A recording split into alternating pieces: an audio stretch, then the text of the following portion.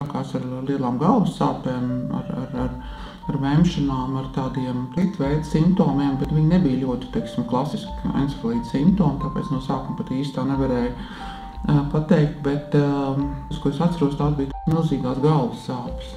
Un vienkārši liekas, ka tu nesaproti vienkārši, kas ar tevi notiek, jau vienā brīdī liekas, ka vispār pilnīgi kaut kā pazaudēs to savu, paškontrolu, apziņu un sapratni par to, kas šobrīd ir tev apkārt, kas ir tevī, ja? Un tā ļoti, nevienā citā, slimotnē, neviena cita slimības neesmu tādu sajūtu piedzīvojusi.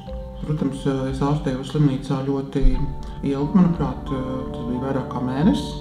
Pat arī tas pēc slimības periods, rehabilitācijas periods ir ļoti ilgstošs.